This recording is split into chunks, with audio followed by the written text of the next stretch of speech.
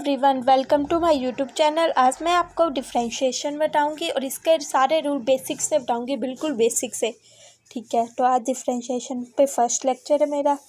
तो इसका रूल 1 है कि अगर हमारे पास कोई फंक्शन हो y is equal to x of n। ठीक है, जो हमारे पास कोई फंक्शन है और n क्या है, n कुछ भी हो सकता है, n इंटीजर्स भी हो सकता है, रेशनल नंबर भी हो सकता है, कोई भी रियल नंबर हो सकता है n। ठीक है, n कोई भी नंबर हो सकता है। ठीक है, सिंपल है। तो ठीक है, अगर हमें y की डिफरेंशिएशन करनी हो, डिफरेंशिएशन मतलब कि उसे चेंज करना हो, सिंपल d/dx, वो भी किसके रिस्पेक्ट में, x के रिस्पेक्ट में, और हमें किसको कर रहे हैं, y को। तो हम क्या यूज़ करते हैं, d/dx। ठीक, और ये x कौन सा होता है, अगर किसके रिस्पेक्ट में करना हो, अगर आपको y के रिस्पेक्ट में करना होता है जहाँ पे नीचे y लिखना होता है। ठीक है, जहाँ पे मैं कर रही हूँ कि x के रिस्पेक्ट में मैं इस फंक्शन को डिफरेंशिएट कर रही हूँ, मतलब x के नज़रिए से मैं इस फंक्शन को चेंज कर रही हूँ। ठीक है, तो dy/dx क्या होगा, कैसे करेंगे। ठीक है, अब dy/dx, तो सिंपल पहले तो d/dx ना दोनों साइड लिख लो। ठीक है, समझ के डिफरेंशिएशन को कैसे डिनोट करना है, d/dx। ठीक है, dx की जगह पे dy भी हो सकता है, वो आप किसके रिस्पेक्ट में कर रहे हो वो देखना होता है। ठीक है, अब ये हो गया। अब इस फर्स्ट रूल के अकॉर्डिंग ना कि अगर x की पावर कोई n है ना, तो क्या होता है कि जो पावर है ना वो नीचे आ जाती है, और x है उसमें से एक पावर लेस हो जाती है, मतलब nx n-1। ये फर्स्ट रूल है इसका। ठीक है, तो सिंपल dy/dx आ गया nx n-1। ये अभी मैं बेसिक से बता रही हूँ, तो हर स्टेप को ध्यान से देखना। ठीक है, समझ गए। अगर हमारे पास सिंपल x की कोई भी पावर हो तो क्या करना होता है, पावर को नीचे मल्टीप्लाई कर देना और पावर से एक कम कर देना। मतलब अगर मेरे पास होता है x की पावर 5 और मैं बोलती चलो इसे डिफ्रेंशिएट करो, y is equal to x की पावर 5, पूछती हूँ कि dy/dx कितना होगा, तो वो क्या होगा 5x4। मतलब पावर को नीचे मल्टीप्लाई कर देना और x पावर में से एक माइनस कर देना। अगर मैं पूछती x की पावर 2/3, अब निकालो dy/dx क्या होगा, तो dy/dx होगा सिंपल, इसमें भी वैसा ही करना है, 2/3x और 2/3 में से -1 कर देना। तो 2/3 में से अगर -1 कर देंगे तो कितना आ जाएगा हमारे पास -1/3 आ जाएगा, आई थिंक। हाँ, -1/3 आ जाएगा। ठीक है, ये रूल 1 तो हो गया। रूल 1 अच्छे ढंग से समझ आ गया ना, कोई कंफ्यूजन नहीं होना चाहिए क्योंकि ये बेसिक रूल है। तो रूल 1 हो गया। ठीक है, अब रूल 2 देखो। रूल 2 कि अगर हमारे पास हो कि y इज इक्वल टू जू एन हो। ठीक है, तो क्या करेंगे,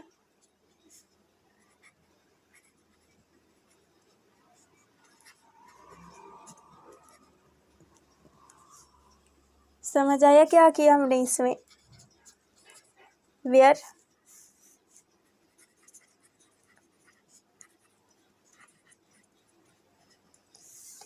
इसका मतलब ना कि अगर हमारे पास x की जगह x का कोई फंक्शन हो, x का कोई फंक्शन मतलब कि, तो x का कोई फंक्शन हो मतलब कि अगर हमारे पास हो कि अगर हमारे पास ऐसा हो x+5 और इसकी पावर कितनी हो, इसकी पावर कुछ भी हो, 3 हो जाए, x+2 इंटू पावर इसकी हो जाए 2, ऐसा कुछ हो, तो हम उसमें क्या करेंगे, हम उसमें ना ये वाला सिंपल यूज़ नहीं कर सकते कि सिंपल अगर x की जगह अगर हम सिंपल n नीचे ले जाए और n की से एक माइनस कर दे। ये सब तभी यूज़ करना जब हमारे पास सिंपल x हो। अगर x के अलावा कुछ भी हो x के अलावा अगर कुछ कांस्टेंट भी मल्टीप्लाई में हो जा, कांस्टेंट कोई ऐड में हो जा, कुछ भी होना है x के अलावा, तो उसे हमने u मान लेना है, उसे u मान लेना है। समझ के, x कब मानना है, x मतलब कि सिंपल x हो। अगर x के अलावा कुछ भी हुआ ना, x के अलावा अगर एक कांस्टेंट भी हुआ ना, तो उसे u मानना है। ठीक है, और कैसे करना है u वाले को कि अगर y is equal to un, u क्या कर रहा है, f(x), मतलब x का ही कोई फंक्शन रिप्रेजेंट कर रहा है, जैसे x+5, x+ तो कुछ भी हो, लेकिन सिंपल x नहीं होना चाहिए। ठीक है, तब क्या करेंगे, तब n(un-1), मतलब सिंपल पहले ऐसे ही रखना है कि n को पावर को नीचे ले गए, फिर un-1, वो तो सेम है, लेकिन ना इस स्टेप में ध्यान रखना कि हमें ना एक बार फिर से डिफ्रेंशिएशन करनी होती है, एक बार फिर से डिफ्रेंशिएशन करना कभी मत भूलना अगर हमारे पास कोई x का ही फंक्शन हो। ठीक है, तो इस स्टेप को कभी मत भूलना क्योंकि मैक्सिमम टाइम ना ये लोग ना ज़ाब्ता करके बैठ जाते हैं और स्टेप को मैक्सिमम टाइम ना भूल जाते हैं। तो स्टेप को ध्यान से रखना। अगर एक्स के अलावा कुछ भी हो जाए ना फंक्शन में, एक्स के अलावा अगर हमारे पास 5x+4 हो, कुछ भी हो, 2x हो, कांस्टेंट भी हो जाए ना, एक्स के अलावा कुछ भी हो, तो अभी एक बार फिर से डिफ्रेंशिएशन करना। इस बात को जितना हो सके कभी ना भूलना कि अगर एक्स के अलावा कुछ भी हो तो उस फंक्शन को फिर से डिफ्रेंशिएट करना है। मतलब सिंपल n(u(n-1) और du/dx, मतलब जो फंक्शन है एक्स को, उसको फिर से एक्स के रिस्पेक्ट में डिफ्रेंशिएशन करना है। ये आ गया सेकेंड रूल। इसका एक एग्जांपल लेके समझाती हूँ, ठीक है। मान लो हमारे पास है 5x+4 है, ठीक है। अब मैं पूछूँ ये y है हमारे पास और dy/dx कितना होगा, तो dy/dx मतलब x के रिस्पेक्ट में बोथ साइड डिफ्रेंशिएशन कर देना। सॉरी, इसकी पावर ऐसे कर दो, 3 कर दो, ठीक है।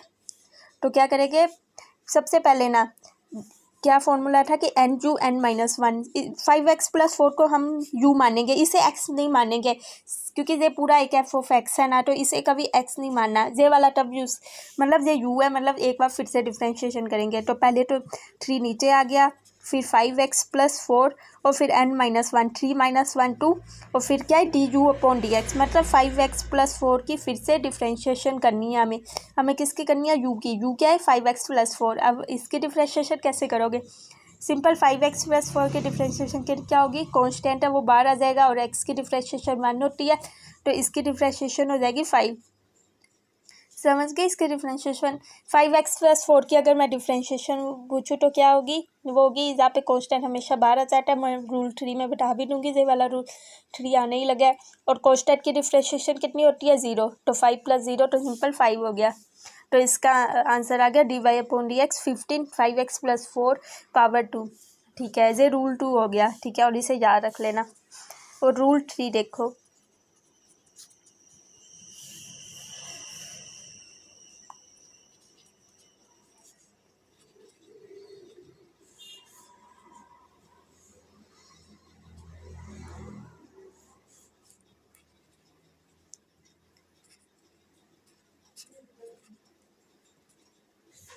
एक्स की पावर यहाँ पे कुछ भी लिख दो, ठीक है।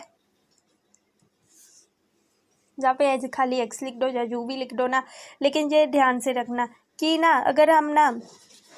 अगर कोई हमारे पास कांस्टेंट मल्टीप्लाई में हो ना, मान लो अगर हमारे पास ऐसा हो 5x² और मैं पूछूँ इसकी डिफ्रेंशिएशन करो तो क्या करोगे, सबसे पहले ना d/dx से याद रख लेना। ये एक मशीन की तरह याद रख लो। अगर आपको d/dx में थोड़ा कन्फ्यूजन हो कि d/dx क्या है, तो एक मशीन की तरह याद रख लेना। मतलब इसका काम होता है थोड़ा चेंज कर देना इन रूल के हिसाब से, ठीक है। इस रूल लेकिन से d/dx है ना, इस मशीन में ये है कि ये कांस्टेंट है ना, कांस्टेंट को ना ये मशीन अपने ना अंदर नहीं रख देगी, बाहर निकाल देगी। बोला तू हमसे बाहर चल जाए, बट d/dx क्या करेगा, कांस्टेंट को बाहर निकाल देगा। तो इसे सिंपल हम ऐसे लिख सकते हैं। समझ गए क्या किया, कांस्टेंट को हमेशा d/dx बाहर निकाल देता है, बस ये याद रख देना, ठीक है। अब मैं और एग्जांपल लेके समझाती हूँ। मान लो मैं अभी देती हूँ कि हमारे पास हो, चलो ये दे देती हूँ 9x⁻²/3। अब मैं पूछूँ इसकी क्या डिफ्रेंशिएशन होगी, तो क्या होगा, सबसे पहले जो हमें क्या करना होता है, d/dx एक मशीन है की तरह समझ लो ना। ये क्या करेगी, d/dx पहले तो ऐसे ही लिख लो ना, ठीक है। अब ये देखेगा, अरे d/dx देखेगा मेरे अंडर कांस्टेंट है, तो ये क्या करेगा, कांस्टेंट को बाहर निकाल देगा, तो कांस्टेंट बाहर आ जाएगा। और सिंपल आप फिर बाकी ना पहले की तरह सोल्व कर सकते हो। तो यहाँ पे सिंपल 2/3 नीचे आ जाएगा और x 2/3 में से -1, तो आ जाएगा 9x⁻⁻1/3। तो इसका आंसर हो जाएगा 9x - 1/3। ये हो गया रूल 3, ठीक है। अब रूल 4 भी बता देती हूँ मैं। रूल 4 है कि अगर हमारे पास हो कांस्टेंट की डिफ्रेंशिएशन क्या होती है, y = कांस्टेंट। c क्या रिप्रेजेंट कर रहा है, कांस्टेंट। कांस्टेंट मतलब कोई नंबर, कोई फिक्स नंबर, ठीक है, कोई फिक्स क्वांटिटी, कांस्टेंट। तो अगर हमारे पास कांस्टेंट हो तो dy/dx क्या होगा, 0। कोष्ठक की डिफरेंशिएशन हमेशा ज़ीरो होती है। जैसे इस वाले में नहीं था 5x + 4, आप में से किसी ने पूछा रही था कि 4 की डिफरेंशिएशन ज़ीरो आई थी, तो वो इस रूल के अकॉर्डिंग आई, ठीक है। तो ये 4th रूल है। तो याद रख लेना कि हमेशा कोष्ठक की डिफरेंशिएशन ज़ीरो होती है। अगर मैं पूछूं कि इसकी क्या डिफरेंशिएशन होगी, 5x + 2, ठीक है। तो सबसे पहले 5x है, तो देखो कोस d/dx क्या करेगा, 5 को बाहर निकाल देगा और सिंपल 5 dx/dx बच जाएगा, और फिर यहाँ पे बचेगा d/dx 2, और यहाँ पे कोष्ठक के डिफरेंशिएशन ज़ीरो हो जाएगी और dx/dx कितना होगा 1, ठीक है। और ये भी याद रख लेना कि dx/dx x की डिफरेंशिएशन की क्या होती है, x की differentiation with respect to x 1 ही होती है, dx/dx सिंपल 1 ही होता है, ठीक है। ये याद रख लेना। ये जहाँ पे मैं लिख भी देती हूँ, रिमेंबर dx/dx 1 होता है, ये यहाँ लिख भी देती हूँ, ठीक है। इसे एक अलग रूल की तरह मत कर, सिंपल, ठीक है। तो ये हो गया। अब 4 रूल हो गए। इन 4 रूल में देखो कोई कंफ्यूजन तो नहीं है, अच्छे ढंग से बताया मैंने। जहाँ पे अगर सिंपल एक्स हो और अगर जू हो ना, तो फिर से एक बार डिफरेंशिएशन करेंगे, ठीक है। अगर हमारे पास कोष्ठक हो तो कोष्ठक हमेशा बाहर आ जाता है, और कोष्ठक की डिफरेंशिएशन कितनी होती है 0, क्योंकि कई बार इन दोनों में कंफ्यूजन हो जाते हैं। तो याद रखने ना, अगर ओनली कोष्ठक हो, ठीक है, अगर 9 हो क्या होगी डिफरेंशिएशन 0। अगर मैं 9x लगा दूँ तो आप बोलो अब क्या होगी डिफरेंशिएशन, अब 0 नहीं होगी, अब होगी 9, क्योंकि कोष्ठक 1 आ जाएगा और बच जाएगा dx/dx कितना होता है 1। तो याद रख लेना। अगर मैं जहाँ पे अगर सिंपल कोष्ठक हो तो 0 होती है, लेकिन अगर कोष्ठक के साथ अगर कुछ भी वेरिएबल होगा तो फिर वो 0 नहीं होगा, ठीक है। ये रूल 4 हो गया। अब रूल 5 है ना कि अगर हमारे पास कोई दो फंक्शन ऐड में हो या सब्ट्रैक्ट में हो, ये ऐड और सब्ट्रैक्ट में, मतलब कि ऐड भी हो सकते हैं या सब्ट्रैक्ट भी। अगर कोई दो फंक्शन हो हमारे पास, मान लो हमारे पास ऐसा हो 5x ± 2x³ ऐसा कुछ हो, ठीक है, या 5x + x³ 3/2 या √x + x+4 ऐसे करके फंक्शन होना। कितने भी हो सकते हैं, जरूरी नहीं कितने भी हो सकते हैं।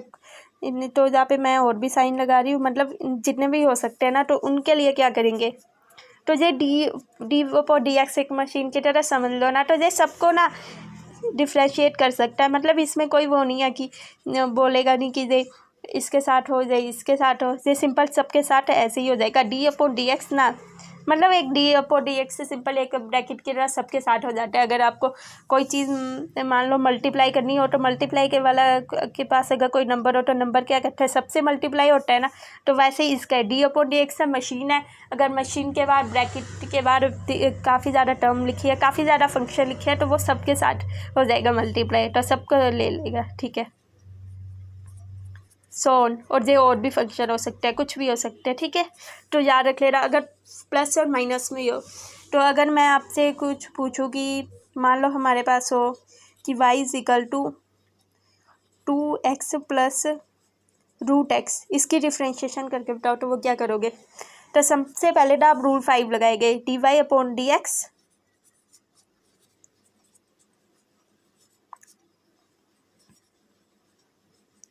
2x और 2 जहाँ पे कोष्ठक है तो कोष्ठक को बाहर ले लेगा, तो dx/dx बचेगा।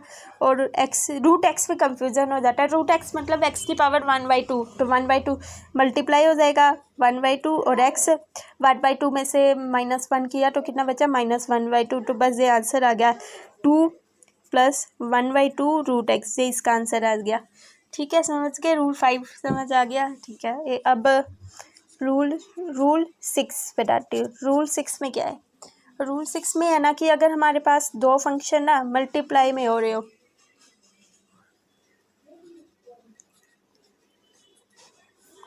ऐसे करके हो, ठीक है। तो अब मैं पूछूं dy/dx कैसे करेंगे, तो अब एक्स बार बताइए। देखो सोचते हैं कि ऐसे करेंगे du/dx × dv/dx, बट ये गलत हो जाएगा, इसलिए मल्टीप्लिकेशन और डिवीजन में ये प्लस माइनस वाला चीज़ नहीं चलती। बस याद रख देना, ये ऐसा नहीं होता कि वो है ना डिफ्रेंशिएशन है वो ऐसे हो जाएगा कि दोनों को कर देगा। इसके लिए एक स्पेशल रूल होता है, ठीक है। तो इस रूल 6 को ना इम्पोर्टेंट मानो, ये सबसे इम्पोर्टेंट रूल है,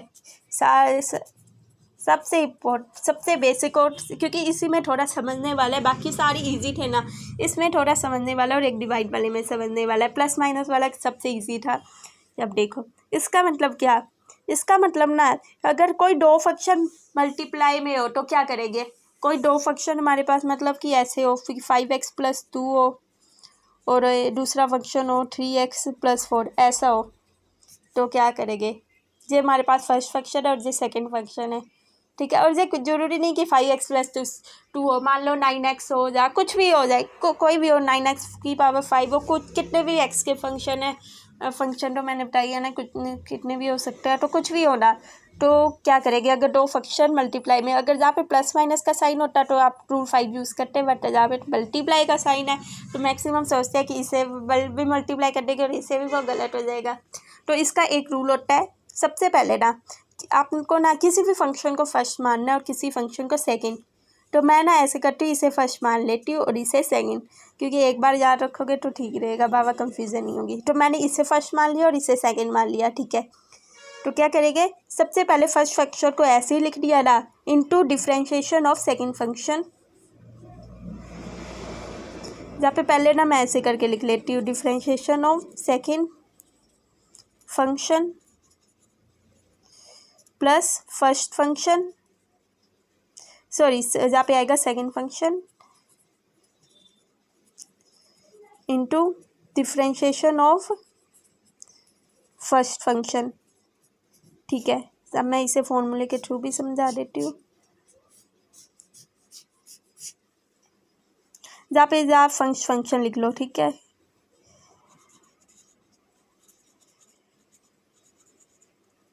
तो dy/dx का मतलब कैसे होगा, first function into differentiation of second plus second function into differentiation of first. तो समझ गए क्या करना है, मतलब कि ना हमने ना सबसे पहले फर्स्ट फंक्शन लिख दिया, फर्स्ट फंक्शन मतलब ऐसे के ऐसे ही लिख दिया, इसमें कोई हमने चेंज नहीं किया, ठीक है। फिर क्या किया, सेकंड फंक्शन की डिफरेंशिएशन कर दी, ठीक है। फिर सेकंड फंक्शन की किसके रिस्पेक्ट में की, एक्स के रिस्पेक्ट में, प्लस सेकंड फंक्शन, फिर हमने सेकंड फंक्शन को ऐसे के ऐसे लिखा, फिर into differentiation of first function. ये इसका फॉर्मूला वाइज आपको ये याद रखना है, ठीक है। मतलब कि ना अगर हमारे पास कोई दो फंक्शन मल्टीप्लाई में हो, फर्स्ट फंक्शन और उन्हें दो फंक्शन के नाम ले लो, किसी को फर्स्ट मान लो, किसी को सेकंड। तो क्या करना है हमें, सबसे पहले फर्स्ट फंक्शन को ऐसे ही ऐसे लिख दिया, ठीक है। फिर into differentiation of second function into differentiation of second function, ठीक है। और बीच में क्या डाला, प्लस, बीच में प्लस का साइन आता है, इसलिए हमेशा याद रख लेना, बीच में प्लस का साइन आएगा, प्लस, और फिर आएगा second function into differentiation of first, याद रख लेना एक बार, मतलब इसके डिफरेंशिएशन होगी तो दूसरा ऐसे के ऐसे लिखा जाएगा और बीच में आएगा, फिर बीच में लिखना प्लस, और फिर इस बार दूसरा आएगा जिसकी और फिर साथ वाले की डिफरेंशिएशन, ठीक है। समझ के, u into dv/dx plus v du/dx। अब मैं इसके एग्जाम्पल ना आपको नेक्स्ट वीडियो में बताऊंगी, अभी मैंने जितने रूल बताए हैं ना उन सबको अच्छे ढंग से समझ लेना, और एक बार रूल 6 ना मैं ना फिर से बताऊंगी, एक एग्जाम्पल दे के समझाऊंगी, क्योंकि रूल 6 काफ़ी इंपॉर्टेंट है। तो इसके लिए मैं आई थिंक 2-3 एग्जाम्पल भी करवाऊंगी, इसलिए आपको रूल 1 से लेकर रूल 5 तक अच्छे ढंग से आ जाने चाहिए, ठीक है, क्योंकि रूल 1 से 5 बिल्कुल ईजी है। आई होप आपको मेरा वीडियो अच्छा लगे।